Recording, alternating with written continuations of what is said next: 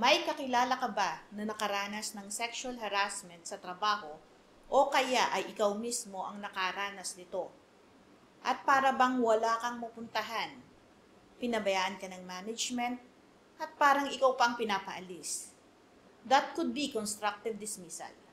At yan mismo ang nangyari sa kaso natin na may GR number 217101 na dinesisyonan ng Supreme Court noong February 12, 2020.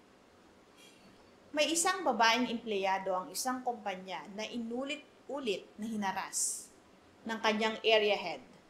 Mula sa simpleng panunokso at hindi angkop ng mga komento, lumala ito sa pisikal na panghihipo at sa sapilitang paghalik noong May 1, 2010. Nagreklamo siya sa management, pero walang ginawa ang kumpanya. Sa halip na protektahan siya, inilipat pa siya sa ibang branch. Dahil sa takot, stress at panggigipit, napilitan siyang mag-resign. Nagreklamo siya ng constructive dismissal with sexual harassment before the National Labor Relations Commission. Ini-affirm ng NLRC ang desisyon ng labor arbiter, finding the respondent at ang kumpanya solidarily liable sa complainant. Subalit nang makarating ang kaso sa Supreme Court, ano ang naging desisyon nito? Pinaboran ng Korte Suprema ang babaeng empleyado. Sabi ng Korte Suprema, ang ginawa ng kumpanya ay isang clear case of constructive dismissal. Ang sexual harassment at failure ng employer na aksyonan ito ay nagresulta sa isang hostile work environment. Ang pag-reassign at pagbabawas ng mga responsibilidad sa taong iniharas sexually ay malinaw na retaliation at hindi solusyon sa isinampa nitong complaint for sexual harassment. The company was also held liable for back wages, separation pay, damages, and attorney's fees.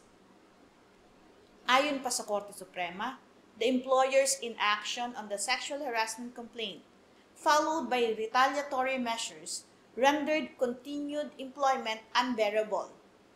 This amounts to constructive dismissal. Ano nga ba ang constructive dismissal due to harassment?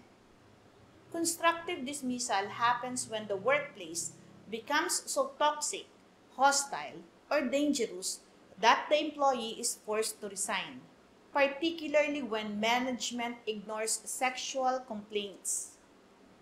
The victim is penalized instead of protected, and retaliation follows after the report of sexual harassment. Tandaan po natin, para sa mga empleyado, hindi mo kailangang magtiis sa harassment.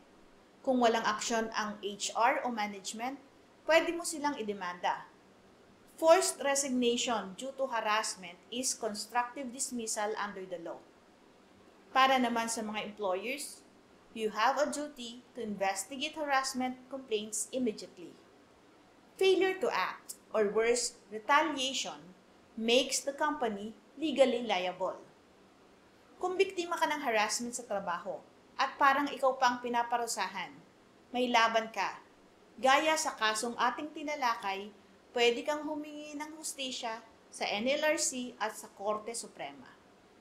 Like and share this video para mas marami ang makaalam at ma-educate tungkol sa karapatan sa workplace. Comment below kung may gusto kong i-feature nating next na labor case.